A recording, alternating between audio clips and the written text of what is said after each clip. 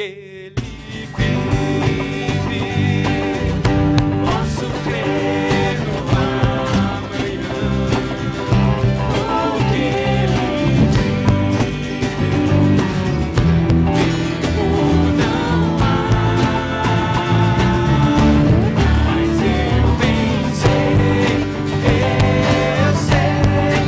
a minha vida está nas mãos do meu Jesus, que vivo está. Deus envia seu Filho amado para nós, em meu lugar.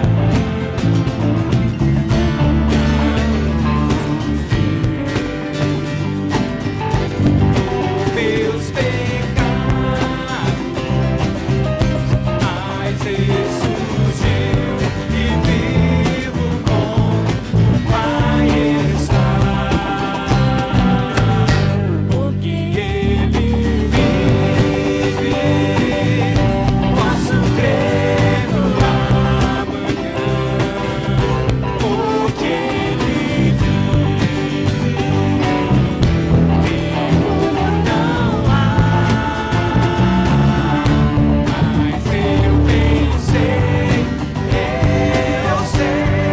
que a minha vida está nas mãos do meu Jesus, que vivo está. E quando chegar a hora em que a morte enfrentarei,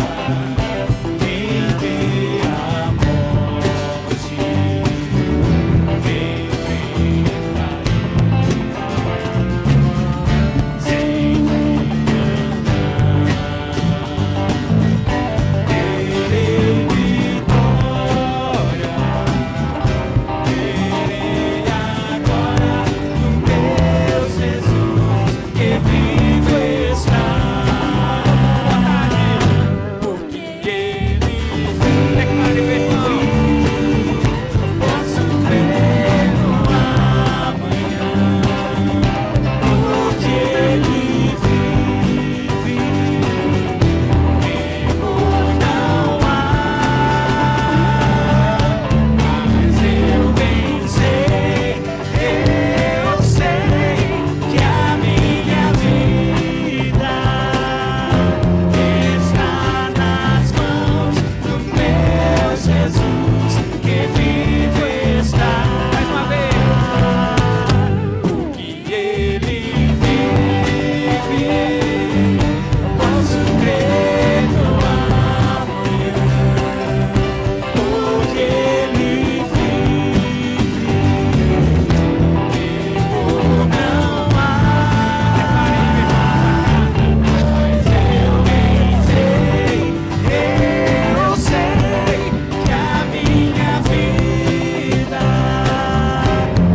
está nas mãos do meu Jesus, que vivo está.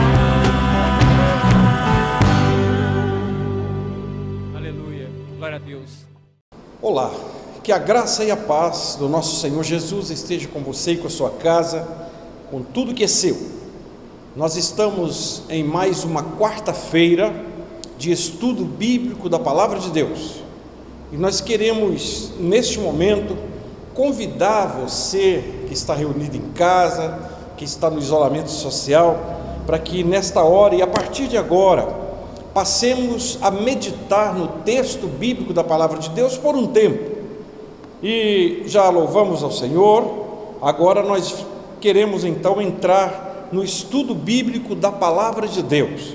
Como todas as quartas-feiras anteriores, e você tem observado e acompanhado isso, eu louvo a Deus pela sua companhia, e vamos juntos em mais uma quarta. Vamos pensar um pouco hoje sobre a carta à igreja de Pérgamo. Nós estamos estudando as cartas do Apocalipse, e nelas nós temos alguns exemplos de igreja, exemplos de pessoas, exemplos de tratativas de Jesus para com aquelas igrejas da Ásia Menor.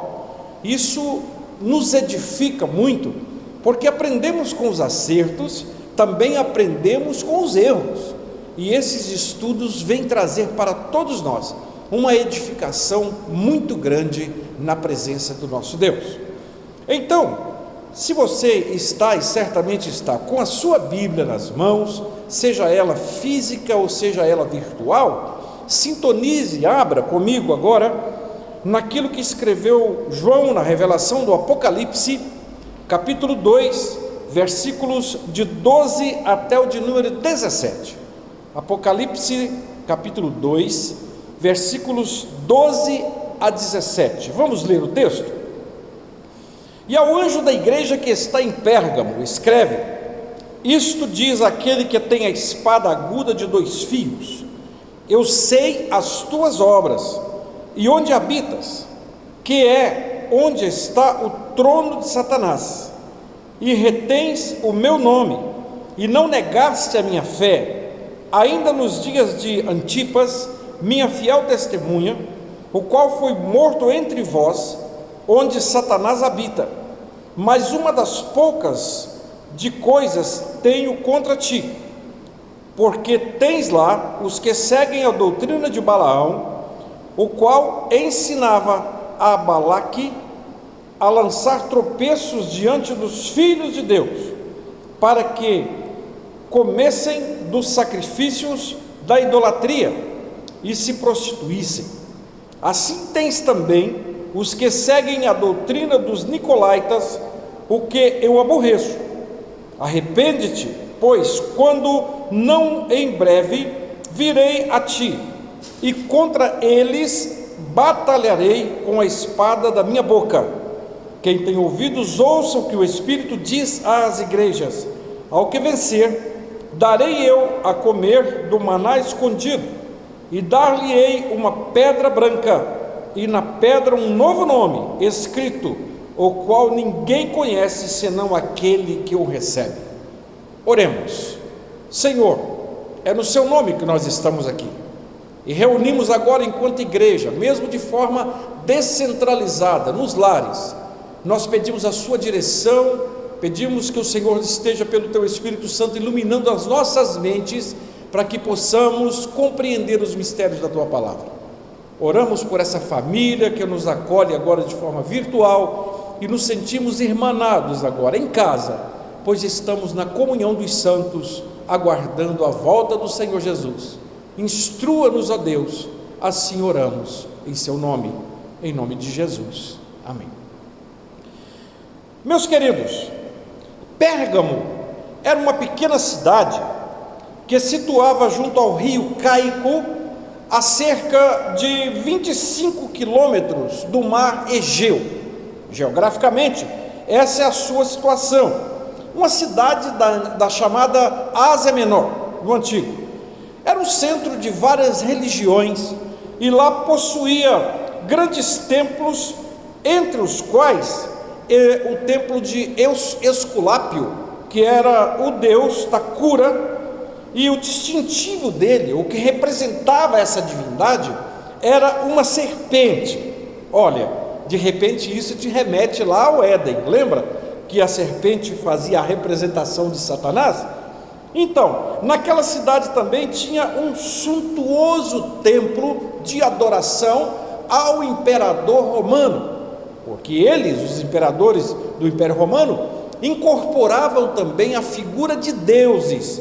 E lá em Pérgamo existia um mega templo destinado à adoração do imperador. O evangelho chegou à cidade de Pérgamo mais ou menos por volta do ano 54 da era cristã, quando a igreja já estava em expansão, e lá essa igreja foi plantada por Paulo. Você vai conferir isso em Atos dos Apóstolos, capítulo 19, no versículo 10, Paulo planta aquela igreja, e depois de tantos anos, ele envia uma carta apostólica àquele povo, instruindo-os na fé e no Evangelho. Interessante que nós hoje, tantos séculos depois, podemos aprender com as circunstâncias vividas pela igreja de Pérgamo, com os ensinamentos de Paulo e com o desvio deles daquilo que nós chamamos de primeiro amor, o desvio da fé basilar do Evangelho, o desvio das bases daquela igreja. Mas ela tinha uma característica interessante, e eu quero chamar você para pensarmos sobre essas características que a igreja de Pérgamo possuía. Primeiro, ela era uma igreja, apesar de tudo, mas uma igreja fundamentada em Jesus. Ela tinha como fundamento, a sua principal premissa de pregação era a salvação em Jesus. Então você já vai vendo que ela era uma igreja fundamentada em Jesus. A base da sua pregação era a salvação. Pois bem, nós vamos pensar então nesse sentido, que eles pregavam uma salvação total. Os crentes de Pérgamo, eles experimentaram uma chamada salvação radical. Nós poderíamos pensar assim, um grande milagre, porque a palavra de Jesus, que era tão difícil de penetrar no meio daqueles povos pagãos, encontrou naquele lugar, um lugar chamado de sinagoga de Satanás, porque Satanás também habitava e tinha o seu reino naquela cidade. Você vai ver isso lá em Apocalipse 2, versículo 13, ela é chamada de habitação de Satanás. Então também era uma cidade onde imperava as premissas satânicas. Olha, a Bíblia vai dizer num outro texto assim, onde abundou o pecado, superabundou a graça. Normalmente, meus irmãos, você vai ver que as igrejas mais fortes, mais sólidas, geralmente, elas estão instaladas em lugares onde a ação satânica é muito forte também. Olha, quando você vê, por exemplo, vamos pensar ao redor do mundo, alguns países onde há restrição à pregação do Evangelho, aqueles que são crentes em Jesus nesses lugares, são crentes para valer. Eu vi exemplos como esse em Cuba, onde o Evangelho foi radicado durante tantos anos, por causa do regime de governo daquele país, e depois, quando a abertura possibilitou a ação do Evangelho naquele lugar, os crentes que lá se converteram para valer. São pessoas determinadas, são pessoas que estão prontas para qualquer coisa. Nós vamos ver isso, por exemplo, dentro do próprio continente africano, onde as religiões satânicas predominam, as magias negras, enfim, a raiz de todas essas coisas, o próprio satanismo. Você vai ver crentes fortes nos países onde impera o islamismo, por exemplo. Quem é crente de verdade, não é assim? E nós vamos ver isso no próprio contexto brasileiro, nos grandes aglomerados, por exemplo, no Rio de Janeiro, São Paulo e outras cidades, como o próprio Belo Horizonte.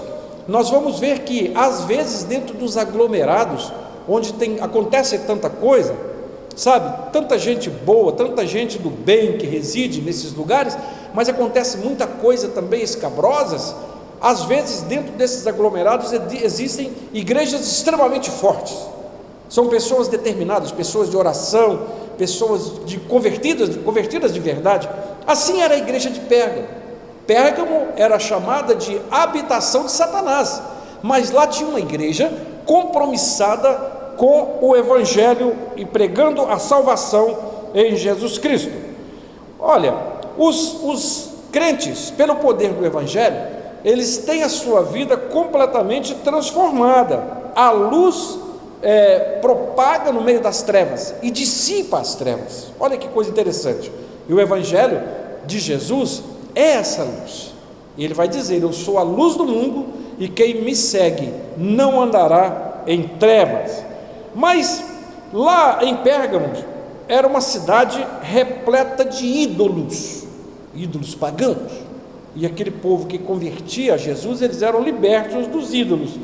Pois bem, era muito radical. Nós chamamos isso de salvação total ou salvação radical, porque eles tinham rompido para com o paganismo, declarando-se seguidores de Cristo. A salvação lá era a salvação radical, sobretudo porque eles abandonavam, rompiam vínculos antigos, vínculos até familiares, com a tradição idólatra que existia na cidade, para poder seguir ao Evangelho, por aceitar a Jesus Cristo. Pois bem, uma posição definida diante do mundo tinha aquela igreja. A igreja de Pérgamo, ela tomara uma posição correta em relação ao mundo, e as perseguições foram muito duras dentro da própria igreja. Antipas, que era um dos seus líderes, ele é morto de uma forma cruel, né? E Antipas é um exemplo, Apocalipse 2,13, você vai conferir isso, que ele era um dos membros e morreu de uma forma cruel por causa do Evangelho. Todavia, os crentes conservavam o nome de Jesus e não negavam, seguiam aquela mesma premissa. Somente quando há um rompimento total com os ídolos e o pecado, Deus se manifesta poderosamente no meio dos fiéis. Olha, assim aconteceu com Pérgamo. Somente depois que eles romperam de vez com a idolatria, que passaram a ter uma vida voltada somente, dedicada, exclusivamente, uma fé exclusiva ao Evangelho, é que Deus começa a operar no meio deles. Olha, não é possível andar em dois caminhos. Às vezes você vê gente que vem para o Evangelho, mas ele não quer abrir mão das suas tradições, das suas convicções, e às vezes muitos líderes erram muito, às vezes em nome de números, por causa de estatísticas, preocupados com mega igrejas, com igrejas superlotadas, não fazem questão de que algumas pessoas permaneçam dentro dos arraiais sagrados, ainda carregando consigo algumas marcas do pecado, algumas marcas da sua tradição, e isso não é conversão total, não é conversão radical. A gente está vivendo num tempo em que vale tudo. A igreja que nós estamos tratando, a igreja de Pérgamo, você ouviu eu falando agora há pouco, eu vou tratar disso um pouquinho melhor mais adiante, sobre a doutrina dos nicolaítas, sabe? Sobre a doutrina de Balaão. Você vai ver que uma delas, nós vamos tratar disso melhor um pouco à frente, mas é aquela que aceitava as coisas do mundo dentro da igreja, o mundo dentro da igreja. E a Bíblia manda fazer o contrário: não vos conformeis com este mundo, mas transformai-vos pela renovação da vossa mente, do vosso entendimento. Em segundo lugar, então, falamos de uma igreja fundamentada em Jesus. Em segundo lugar, vamos pensar então sobre a pressão do paganismo contra aquela igreja, contra a igreja de Pérgamo. Você vai ver que tem muita coisa parecida com aquilo que nós vivemos no dia de hoje, né? O aparecimento na cidade de Pérgamo de uma igreja completa ou formada de crentes que anteriormente eram idólatras, fanáticos, né? Agora de repente eles convertem o Evangelho e procuram conquistar outros para Jesus, representava uma derrota para o domínio de Satanás naquela cidade. Olha, isso nos faz pensar que aquela decisão daqueles crentes para valer, de seguir a Jesus para valer, eles acabam provocando a ira de Satanás. E é isso que acontece conosco. Eu falei isso um dia desses, que quem converte ao Evangelho, você acaba rompendo com o mundo, e você perde alguns amigos. Às vezes muitos têm algumas diferenças no âmbito intrafamiliar, por causa da tradição. Eu já vi casos de filhos que foram excomungados, literalmente, pelos seus pais, porque romperam com a tradição religiosa da família e converteram a Jesus, sabe? E Jesus vai falar disso um certo momento, quando ele diz: olha, quem não abandonar pai, mãe, irmão por amor de mim, não é digno de mim. Jesus não estava pregando a divisão familiar, a dissensão familiar, não. Jesus estava querendo dizer com isso que ele é mais importante do que qualquer outra coisa. O reino de Deus, estabelecido em nós por Jesus, está acima de qualquer valor numerário, acima de qualquer outro valor. Deus tem que estar em primeiro lugar nas nossas vidas, sabe? Pois bem, olha o que acontece. Eles rompem contra a tradição satânica, os ídolos naquela cidade de Pérgamo, e a pressão do paganismo vem sobre a igreja. Ela atrai para si a força do inimigo. E olha bem o que acontece: o contra-ataque das forças do mal começam a vir sobre a igreja de Pérgamo. as forças do mal fizeram um contra-ataque para forçar os crentes a voltar atrás. Olha para você ver. E Faraó, com os israelitas, quando saíram do Egito, ele perseguiu esse povo. Nós falamos disso semana passada, e muitos deles, diante da perseguição, você vai lembrar disso, está lá no livro de Êxodo, no capítulo 14, ali mais ou menos no versículo 5, você vai ver que no momento da pressão, muitos israelitas olham para Moisés e falam com ele: olha, lá no Egito era melhor do que está aqui, a gente tinha pão para comer, tinha água para beber, e você nos tira de lá e traz para morrer aqui nesse deserto. Gente, meus irmãos, a pressão quando vem sobre a igreja, ali nós conhecemos os verdadeiros crentes. No momento de maior pressão da igreja, aqueles que permanecem de pé, às vezes balançam, vai de um lado e do outro, mas não caem. Eu chamo essas pessoas de casa construída sobre a rocha. Quem tem suas bases em Jesus, e a Bíblia fala isso, manda fazer isso, olhar para Jesus, que é o autor e consumador da nossa fé. Nós temos um hino no Cantor Cristão, né, lá no finalzinho dele, que diz: ruge forte e contundente as forças do pecado. Olha, o refrão da música vai dizer assim: olhando para Cristo, o autor da salvação, prossigo, pois avisto o galardão. Olhe bem, precisamos de olhar para Jesus, que é o consumador, autor e consumador da nossa fé. Jesus revelou a estratégia do inimigo quando o espírito imundo saiu das pessoas que ele expulsou, e o próprio Espírito vai dizer, Mateus 12, 43, 44, voltarei para a minha casa de onde saí. É um problema muito sério, porque quando a pessoa converte a Jesus, há uma expulsão literal de demônios dessa pessoa. Quando a pessoa toma uma decisão e aceita Jesus como seu Salvador, ele está sendo liberto da opressão do inimigo, ele está sendo igreja, se tornando igreja naquele momento, então ele é tirado para fora, ele é tirado do domínio de Satanás e passa a viver na luz, andar na luz com Jesus. As pressões externas são muito grandes nessa hora, porque Satanás não gosta de perder, e quando alguém o abandona, se torna um arqui-inimigo dele. A Bíblia nos fala que ele é o nosso inimigo. Então temos um inimigo, e o nosso inimigo é comum, nosso inimigo é Satanás, sabe? Por isso que a nossa luta, nós vamos aprender com a Bíblia, que não é contra carne nem sangue, mas sim, é contra os principados, potestades e dominadores desse mundo tenebroso, é Satanás e os seus anjos. Nós vivemos numa guerra espiritual todos os dias. Pois bem, falamos então dos contra-ataques das forças do mal contra a igreja de Pérgamo, mas eu quero pensar com você então também que havia os métodos de ataque do maligno lá.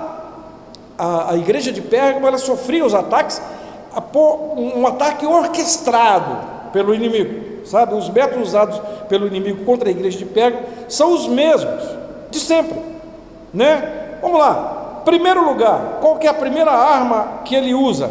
A perseguição. Muitos cristãos foram mortos lá, né? Os crentes, porém, continuavam firmes em Jesus, inabaláveis, intransigentes contra qualquer forma de influência pagã. Então, Satanás empregou um método muito mais rigoroso. Aí eu começo a falar com você da astúcia do inimigo para com a igreja. Ele fez isso lá na igreja de Pérgamo. Quando ele luta de uma forma, arma uma estratégia de um jeito e de outro, e os crentes não cedem, permaneceram firmes, o que ele faz então? Ele usa uma nova estratégia, e ele começa a usar de doutrina falsa. Ele introduz no meio daquela igreja algumas doutrinas falsas, através das quais abalou a resistência de alguns irmãos, e diminuiu a sua vigilância contra o pecado. Você vai encontrar isso em Apocalipse capítulo 2, versículo 14 e 15, ali nós vamos encontrar as falsas doutrinas de Balaão e dos Nicolaítas. Pois bem, vamos entender isso melhor?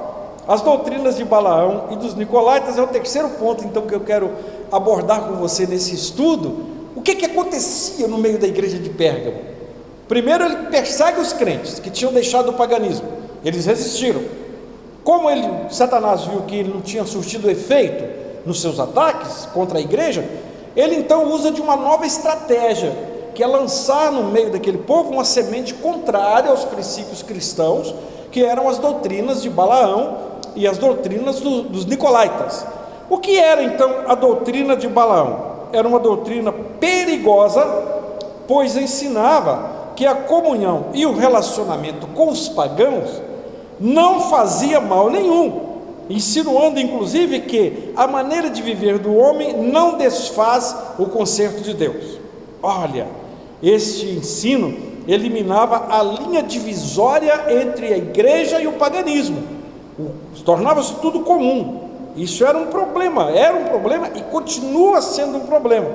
Isso levava os crentes a deixar o caminho direito. Você vai ver o apóstolo Pedro na segunda carta, 2 Pedro, no capítulo 2, no versículo 15, ele vai tratar exatamente disso, e cita lá inclusive o apóstolo Pedro a doutrina de Balaão, né? O Espírito Santo chamou de doutrina de Balaão porque tais ensinamentos coincidiam com o consenso dado aos israelitas por aquele religioso místico. Você se lembra? Ano 1450 a.C., aquele moço daquela mula, está lembrado? Ele seduziu o povo a participar das festas dos moabitas e assim cair em idolatria e prostituição. Lá no livro de Números, capítulo 24, versículos de 1 a 3, você vai ver quem era Balaão. Ele era esse tipo de profeta que ele misturou o povo de Deus com os moabitas. Ele pega um povo separado e diz para eles: olha, vocês podem praticar as coisas que os moabitas fazem, porque não tem problema nenhum, não há divisão, não há separação entre uma coisa e outra. Isso foi um problema para o tempo antigo, para o povo de Deus antigo. A doutrina de Balaão se repete então, e aqui na igreja de Pérgamo, João escreve sobre isso, sobre as palavras de Jesus. A carta a essa igreja vai dizer: olha, muita gente dentro da igreja de Pérgamo estão envolvidas com a doutrina de Balaão. Ele faz uma referência àquele profeta lá do passado, a 1450 a.C., que ensinou o povo de Deus a misturar-se com os moabitas e aceitar os seus ídolos, aceitar os seus cultos, aceitar as suas doutrinas falsas. Eu quero chamar você para pensar nisso nos dias de hoje. Tantas igrejas, e eu tenho a responsabilidade hoje de ser o pastor dessa igreja, eu tenho o dever institucional de doutriná-la segundo os ensinamentos bíblicos, de fazer com que seja uma igreja extremamente bíblica. Então eu tenho que dizer imediatamente que a responsabilidade que está sobre os meus ombros, de não permitir que a doutrina de Balaão prolifere no meio desta igreja, é muito grande. Nós não podemos conformar com o mundo, nós não podemos nos misturar. A luz e as trevas não andam juntas. Quando a luz chega, as trevas são dissipadas. Você quer ver outra coisa? Pensa na água e no óleo, né? O óleo você pode misturar, botar dentro de uma vasilha junto com a água, balançar. No primeiro momento vai parecer que está tudo igual. Daí 5 minutos, o óleo já separou da água. O povo de Deus vive separado para Deus. O termo santo é pessoa separada, é chamada, é escolhida. Ele é retirado de lá, do meio mundano. Então nós não podemos permitir que o mundo venha para dentro da igreja, que a maneira de viver do mundo seja comum com a maneira de viver dos crentes. Não, a Bíblia vai dizer assim: assim como é santo aquele que vos chamou, sede vós também santos em toda a vossa maneira de viver. Santidade não combina com pecado. A igreja precisa de estar saudável para que ela tenha saúde mesmo espiritual, e então ela não pode se misturar com as coisas chamadas de pecado. Então, o que era a doutrina dos nicolaítas, pastor? Falamos da doutrina de Balaão, agora você sabe, né? O fundador da seita dos nicolaítas foi Nicolau, um dos diáconos. Olha isso, lá de Atos 6, lembra? Quando Atos 6, no versículo 5, você vai ver o nome dessa pessoa lá. Nicolau era um dos primeiros diáconos da igreja, o primeiro corpo diaconal da igreja. Esse moço se desviou e começou a ensinar que não era necessário obedecer às proibições formuladas pelos apóstolos em Jerusalém, o chamado postulado, né, de Jerusalém, as doutrinas apostólicas quanto ao uso de coisas sacrificadas a ídolo, carne sufocada, essas coisas todas, fornicação, era um problema muito sério naqueles dias. Os apóstolos pregam sobre isso em Atos 15, versículo 6, depois lá pelo 22 em diante, você vai encontrar ali os ensinamentos dos apóstolos para a igreja sobre essas questões, esses problemas que haviam dentro da igreja, sobretudo a fornicação, tá? Segundo ele, Nicolau, tanta força na graça havia tanta força na graça de Deus, que os atos dos homens não os afastariam dela. Olha que conclusão maluca que esse moço chamado Nicolau chega. É complicado afirmativas como esta, sabe, porque ele está anulando a graça e o poder de Deus, transformador da vida das pessoas, quando ele diz: olha, não tem problema, você pode fazer isso, pode ser aquilo, tal, o poder de Deus é tão grande que não tira você da graça. Nicolau, um dos diáconos, os primeiros diáconos da igreja, ele começa a fazer essas coisas. Meus irmãos, nesses tempos em que nós estamos vivendo, você já deve ter visto esse filme em outros lugares, sabe? Há pessoas dentro da igreja que começam a se tornar sábias segundo a carne e começam a criar coisas, começam a inventar coisas. Pelo amor de Deus, a gente vive num tempo em que há tantas doutrinas, né? Tantos esfriamentos espirituais, tantos achismos, tanta pessoa que às vezes são sábios segundo a carne, são sábios secularmente, e às vezes querem misturar a sabedoria do alto, sabedoria de Deus, com a sabedoria secular. A Bíblia vai dizer assim: graças te dou, Pai, porque ocultaste essas coisas aos sábios entendidos e revelaste aos pequeninos. Sabedoria espiritual, inteligência espiritual, não é sinônimo de canudo, não é sinônimo de mestrado, doutorado, pós-doutorado, não, isso não quer dizer nada no reino de Deus. Às vezes o simples, uma pessoa que não sabe nem ler ou escrever direito, ela é mais sábia do que um doutor ou um pós-doutor, segundo a secularidade. Olha, e Deus trata com a igreja de Pérgamo, porque lá essas duas doutrinas estavam proliferando no meio da igreja. As mesmas ideias aparecem hoje, proclamando: olha, isso não faz mal, né? Malaquias capítulo 1, versículo 8, nós vamos encontrar Deus tratando disso. Outros fazem dessa forma nos dias de hoje. Tanta coisa, tem um termo, existe um termo usado hoje, você já deve ter ouvido. Toma muito cuidado com isso, tá, igreja de Cristo?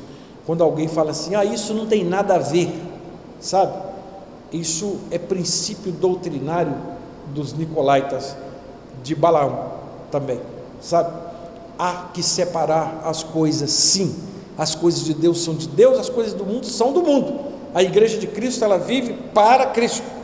Por isso nós temos uma premissa na nossa declaração de fé dos batistas do Brasil, que a igreja não se envolve com o Estado, a igreja não tem vínculo com o Estado, ela dita suas normas a partir da mente de Cristo, sabe?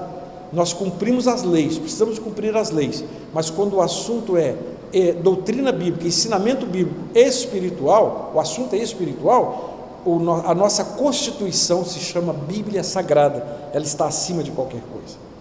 E em terceiro lugar, dentro dessa premissa, é as doutrinas que Deus abomina. Isso é coisa que tinha lá também.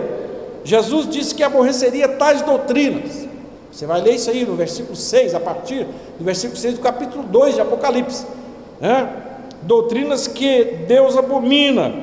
A Bíblia adverte para que não recebamos, para não recebermos a graça de Deus em vão. Olha bem, segundo os Coríntios, Paulo escreve isso no capítulo 6, nem convertê-la em dissolução. A graça de Deus não divide, ela agrega, ela junta. O profeta, o livro de Judas, né, o apóstolo, ele vai escrever isso no versículo 4, é um capítulozinho só. Também dela não nós podemos privar. O escritor aos Hebreus trata disso, nós dependemos dela, do ensinamento. A graça de Deus se manifesta para fazermos renunciar à impiedade e viver justa, sóbria e piamente. Tito escreve no capítulo 2, versículos 11 e 12, carta de Paulo a Tito, ele vai tratar disso. Somente então, se perseverarmos até o fim, é que seremos salvos. Eu falei disso semana passada sobre o perseverar até o fim, o ser fiel até a morte, lembra? Pois é, precisamos de perseverar na doutrina dos apóstolos, como fazia a igreja primitiva lá em Atos 4, perseveravam na doutrina dos apóstolos, no partir do pão, nas orações, comiam o pão de casa em casa, reuniam todos os dias no templo. Essa é a igreja, é disso que Jesus fala, é isso que Ele quer, unidade, unanimidade. Caminhando para o fim desse estudo, quero fazer uma abordagem com você, ainda sobre a igreja de Pérgamo. Apesar de tudo e de tudo que acontecia, ela era uma igreja censurada pelo Senhor. Em primeiro lugar, por seguir doutrinas falsas, já falamos, o Senhor não aprovou isso, né? Alguns membros daquela igreja estavam seguindo as doutrinas de Balaão e as doutrinas de Nicolaítas. Jesus censura isso, Jesus não aprovou isso, Ele vai censurar. Em segundo lugar, havia uma contaminação no ministério daquela igreja.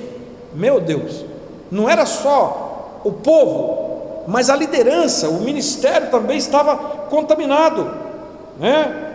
Você vai ver essa situação clamorosa, e o próprio ministério daquela igreja estava, o pastor da igreja estava contaminado, né? E você vai ver isso no versículo 14 do capítulo 2 de Apocalipse. Ele fala assim: tu tens lá os que seguem a doutrina de Balaão, e essa escrita, você vai ver no versículo anterior, assim, ao anjo da igreja, ok? Então havia problemas também. Jesus censurou o pastor daquela igreja por sua tolerância, o pecado da omissão, ok? Ele conhecia os desvios doutrinários da igreja e ele era conivente com aqueles desvios. Então havia um problema no ministério também. E eu quero dizer para você que eu não tenho compromisso com mais ninguém a não ser Jesus, e eu defendo as doutrinas bíblicas independente de qualquer circunstância. Jamais eu serei conivente com situações pecaminosas dentro da igreja. Eu posicionarei do lado de Jesus o tempo todo. Aqueles que quiserem ficar do lado de Jesus, eu estou de mãos dadas com eles. Mas quem não quiser seguir a Jesus, eu não dou a mão, porque eu não posso ser conivente, eu não posso comprometer o ministério pastoral da igreja. Eu tenho que dar conta disso. Jesus vai me cobrar isso, e eu tenho que dar conta do meu recado no último dia. Em terceiro lugar, a tolerância aos impenitentes. A tolerância do ministério para com os faltosos, impenitentes, abriu uma grande brecha. A igreja vai perdendo força espiritual quando a sua liderança é conivente, é tolerante para com as falsas doutrinas dentro da igreja. O pastor da igreja, ele não precisa ser deseducado, deselegante, grosso com ninguém, mas ele tem que ter pulso firme do ponto de vista espiritual, no que tange à defesa da fé genuína em Jesus e nos seus princípios doutrinários. Eu não abro mão disso. Eu serei intolerante, totalmente intolerante para com o pecado, para com as ações diabólicas, mas em relação aos ensinamentos e às doutrinas de Cristo, os ensinamentos dele para a igreja, eu sou totalmente conivente e me envolvo e defenderei isso até o último dia da minha vida. Finalizo abordando com você que, apesar disso tudo, ser uma igreja censurada, mas Jesus aponta o caminho da vitória sobre o erro deles. Pérgamo, então, no versículo 16 do capítulo 2, é chamado ao arrependimento. Olha que coisa legal. Havia problemas? Sim. Havia erros? Sim. Mas também havia um caminho de vitória. Jesus, então, na carta, ele vai escrever no versículo 16, e o arrependimento significa uma nova tomada de posição, ou seja, uma mudança de mente diante dos erros cometidos. Pedir perdão é firmar a decisão de não cometê-los novamente. A igreja devia tomar atitude definitiva agora contra as doutrinas falsas que se alastravam no meio de seus membros. E aí ele fecha dizendo para ela assim: quem tem ouvidos ouça o que o Espírito diz às igrejas. O Espírito Santo de Deus está falando à igreja nesse momento. Esta igreja está ouvindo a voz do Espírito Santo. Eu não falo de mim, eu falo aquilo que o Espírito Santo manda falar. Então, quem tem ouvidos, ouça o que o Espírito diz às igrejas. Tudo aquilo que denota contra a verdadeira doutrina de Cristo, tudo aquilo que vem contra os princípios cristãos, seja um defensor da causa do Evangelho e não concorde com isso, extirpe esse pensamento do meio do povo de Deus. Em segundo lugar, dentro do caminho da vitória, primeiro o arrependimento e depois a ajuda àqueles que fraquejam. É de suma importância prestar ajuda aos que cambaleiam na fé. A Bíblia diz que os fortes devem suportar as fraquezas dos fracos, e é para isso que nós existimos, para isso que existimos. Se Deus tem te fortalecido, se Deus te fez uma pessoa forte de oração, de busca constante dos ensinamentos de Jesus, use isso para fortalecer o seu irmão. Precisamos ser uma igreja forte, vivificada. A atitude da igreja determina a atitude de Jesus para com ela. A Bíblia diz: o Senhor está convosco enquanto vós estáis com Ele. Se o buscares, o achareis. Porém, se o deixares, Ele vos deixará. 2 Crônica, capítulo 15, versículo 2. E Jesus vai dizer isso no capítulo 28 de Mateus, versículo 20, para a gente fechar. Eis que eu estou convosco todos os dias. E diz agora para a igreja de Pérgamo, então, ele vai dizer: arrepende-te, pois não em breve virei a ti, contra eles batalharei, e contra eles batalharei. Versículo 16 do capítulo 2 de Apocalipse. Jesus quer ficar com a igreja e usá-la para a sua vitória no Evangelho. Jesus ama a igreja. Jesus deseja que a igreja seja firme, seja constante, seja inabalável com Ele. Jesus deseja que ela esteja firmada e fundamentada na sua sã doutrina. Jesus não deseja em momento nenhum que a sua igreja, o seu corpo, seja contaminado por falsas doutrinas ou falsos ensinamentos. Que curvemos todos diante da doutrina e do ensinamento do Senhor Jesus. Que Deus te abençoe, que Deus te guarde, que nós possamos seguir juntos em Jesus Cristo. Amém.